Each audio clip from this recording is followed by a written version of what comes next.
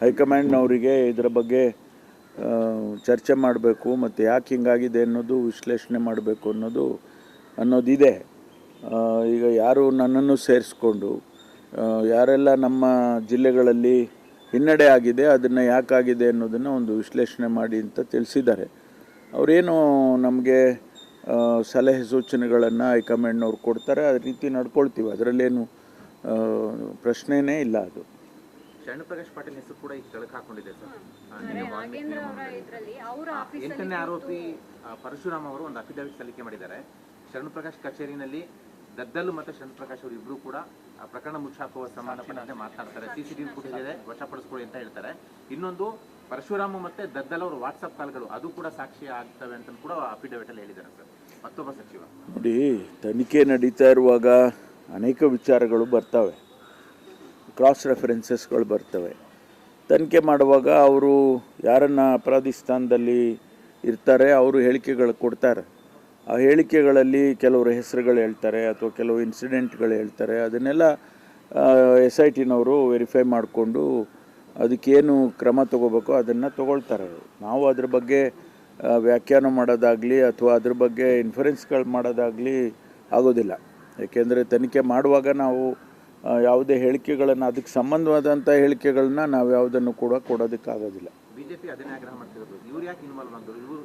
ಇಲ್ಲ, ತನಿಖೆ BJP ಅವರು ಹೇಳಿ ಮತ್ತು ಬೇರೆ ಬೇರೆ ಯಾರಾದರೂ ಕೂಡ ಸಾರ್ವಜನಿಕರು ಕೂಡ ಹೇಳಲಿ, ಅದನ್ನು ವೆರಿಫೈ ಮಾಡ್ತಕ್ಕಂಥದ್ದು SITಗೆ ಸಂಬಂಧಪಟ್ಟಿದ್ದು. ಅವರು ಹೇಳಿಕೆ ಕೊಟ್ಟ ತಕ್ಷಣ ಅದನ್ನು ವೆರಿಫೈ ಮಾಡಬೇಕಲ್ವ, ಇನ್ವೆಸ್ಟಿಗೇಷನ್ನಲ್ಲಿ ವೆರಿಫೈ ಮಾಡಬೇಕು. ಅದನ್ನು ಮಾಡ್ತಾರೆ. ಅವರು ಹೇಳಿದರು, ನೀವು ಅದು CCTV ವಶಪಡಿಸ್ಕೊಳ್ಳಿ, ಅದರಲ್ಲಿ ಏನಾಗಿದೆ ನೀವು ವಿಚಾರ ಮಾಡಿ. ನಡಿ ಈಗ ಶುರು ಮಾಡೋಣ. ಕೇಸರಿಯಿಂದ ಮನೋಲ್ಲಾಸ ಮನಸ್ಸು ಮತ್ತೇರಿ ಕುಣಿದಾಡಿದೆ ನೋಡು, ಮನಸ್ಸು ಮತ್ತೇರಿ ಕುಣಿದಾಡಿದೆ ನೋಡು. ಕ್ಷಣ ಕ್ಷಣವೂ ಆಚರಿಸಿ ಕೇಸರಿ ಹಬ್ಬ. ವಿಮಲ್ ಬಾಯಲ್ಲಿ ಹೇಳಿ ಕೇಸರಿ. ಅದನ್ನೆಲ್ಲ ಮಾಡ್ಕೊಳ್ತಾರೆ. ಅದರ ಅಗತ್ಯ ಇತ್ತು ಅಂದರೆ SITನವ್ರು ಮಾಡೇ ಮಾಡ್ತಾರೆ.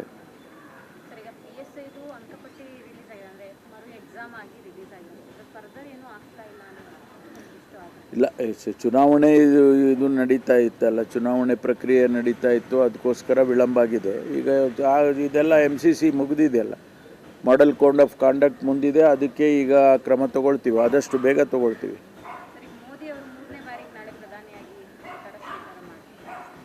ಅಲ್ಲ, ನಾನು ಅವರಿಗೆ ಅಭಿನಂದನೆಯನ್ನು ಸಲ್ಲಿಸ್ತೇನೆ ಮೊದಲನೇದಾಗಿ.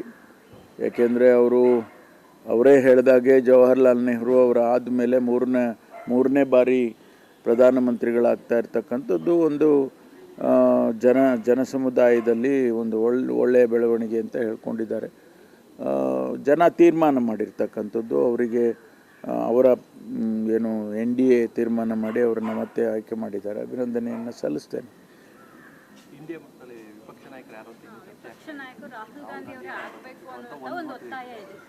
ಇಲ್ಲ, ನಮ್ಮೆಲ್ಲರಿಗೂ ಕೂಡ ರಾಹುಲ್ ಗಾಂಧಿ ಅವರು ವಿರೋಧ ಪಕ್ಷದ ನಾಯಕರಾಗಬೇಕು ಅನ್ನೋದೇ ನಮ್ಮೆಲ್ಲರ ಆಸೆ. ಅದನ್ನು ಪಕ್ಷ ತೀರ್ಮಾನ ಮಾಡಬೇಕು ಮತ್ತು ಇಂಡಿಯಾ ಅಲಯನ್ಸ್ ತೀರ್ಮಾನ ಮಾಡಬೇಕು. ಅದನ್ನು ಮಾಡ್ತಾರೆ. ಅದರ ನಮ್ಮೆಲ್ಲರ ಆಸೆ ಇರ್ತಕ್ಕಂಥದ್ದು. ಅವರು ಹೋರಾಟ ಮಾಡಿದ್ದಾರೆ. ಇಡೀ ದೇಶದಲ್ಲಿ ಪಾದಯಾತ್ರೆ ಮಾಡೋದರ ಮೂಲಕ ಜನಸಮುದಾಯಕ್ಕೆ ಈ ದೇಶದ ಸಮಸ್ಯೆಗಳನ್ನು ಅರ್ಥೈಸೋದಕ್ಕೆ ಪ್ರಯತ್ನ ಮಾಡಿದ್ದಾರೆ. ಮತ್ತು ಈಗ 100 ಸೀಟುಗಳು ಬರೋದಕ್ಕೆ ಅವರು ಕೂಡ ಹೆಚ್ಚಿನ ಅಂಶ ಕಾರಣೀಭೂತರಾಗಿದ್ದಾರೆ. ಹಾಗಾಗಿ ನಮ್ಮೆಲ್ಲರ ಆಸೆ ಅವರು ವಿರೋಧ ಪಕ್ಷದ ನಾಯಕರಾಗಬೇಕು. ಜ್ವಲಂತ ಸಮಸ್ಯೆಗಳು ದೇಶದಲ್ಲಿ ಇರ್ತಕ್ಕಂಥದ್ದನ್ನು ಏನು ಪಾರ್ಲಿಮೆಂಟ್ನಲ್ಲಿ, ಲೋಕಸಭೆಯಲ್ಲಿ ಅವರು ಆ ಸಮಸ್ಯೆಗಳನ್ನು ಎತ್ತಬೇಕಾಗ್ತದೆ. ಅದರಿಂದ ಅವರು ಆದರೆ ಒಳ್ಳೆಯದು. ಅವರಿಗೆ ವೈಯಕ್ತಿಕವಾಗಿ ಕೂಡ ಏನು ಅವರ ವ್ಯಕ್ತಿತ್ವಕ್ಕೂ ಕೂಡ ಭಾಳ ಒಳ್ಳೆಯದಾಗ್ತದೆ. ನಮಗೆ ಪಕ್ಷಕ್ಕೆ, ಕಾಂಗ್ರೆಸ್ ಪಕ್ಷಕ್ಕೆ ವಿಶೇಷವಾಗಿ ಒಳ್ಳೆಯದಾಗುತ್ತೆ ಅಂತಕ್ಕಂಥದ್ದು. ಮುಂದಿನ ಗುರುವಾರ ಕ್ಯಾಬಿನೆಟ್